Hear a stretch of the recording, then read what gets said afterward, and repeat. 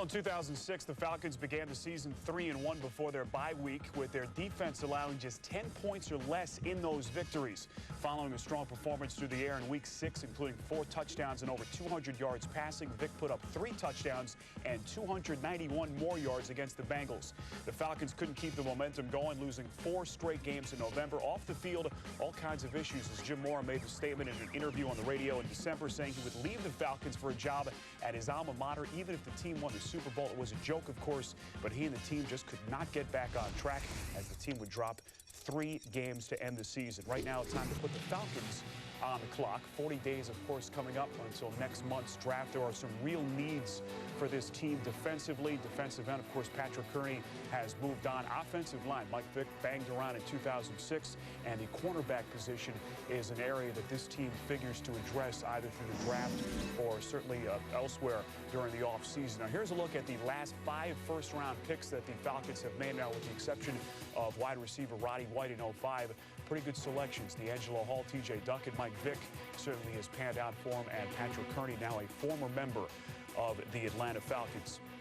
And for some more insight into the direction where this franchise may go is a former member of the Atlanta Falcons and a man who still holds a special place in his heart for the Atlanta Falcons, our own Jamie Dukes, who joins us from Atlanta. Jamie, you play the role of GM right now. Where do you go with that 10th overall pick? Well, once again, the science of draftologist comes into play, if that is a word or so, because the most impressive need or imposing need for the Atlanta Falcons is an offensive lineman. However, because both big-time offensive linemen will be gone at 10, you've got to look to your next best player. That next best player to me is LaRon Landry, the safety from LSU.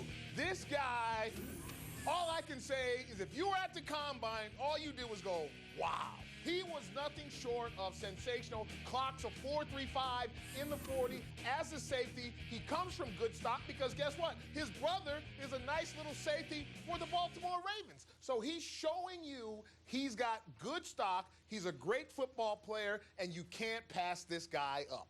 JD, if you say it's a word, okay? So let's go ahead and establish that right away. But the signing of Lewis Sanders notwithstanding for the Falcons, a cornerback, I'm going to ask you, why not a cornerback at that number 10 pick for the Atlanta Falcons? Is it because Landry's a higher-rated player?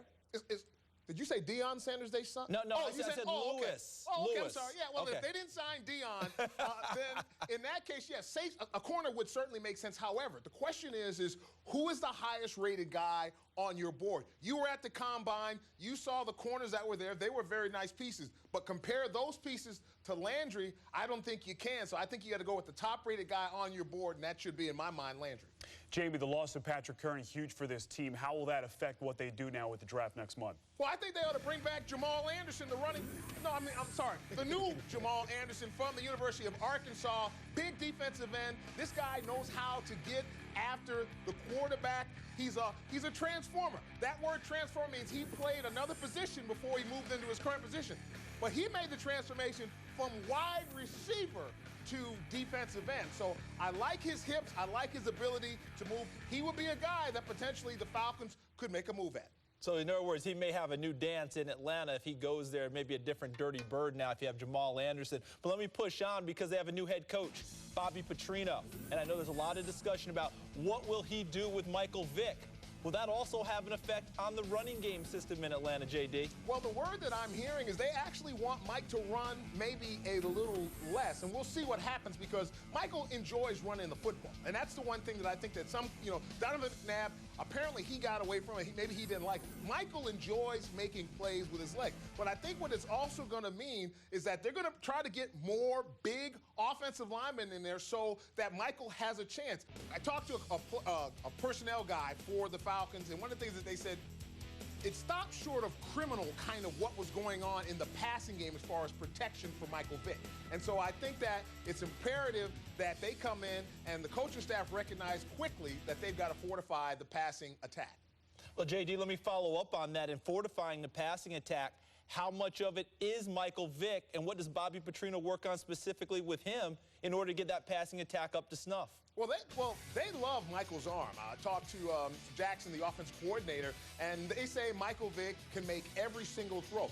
The question's going to be, because Michael's a shorter quarterback, so what Bobby Petrino wants to do, he wants to open up the splits of the offensive linemen so that it can create more lanes on the inside so Mike can stay more in the pocket at times. But that also means that you got to have guys who can dance. And if you don't have guys who can dance, and they struggled already as is, it's going to be difficult. So they've got to have that delicate balancing act where they can get the right guys in there who can pass protect.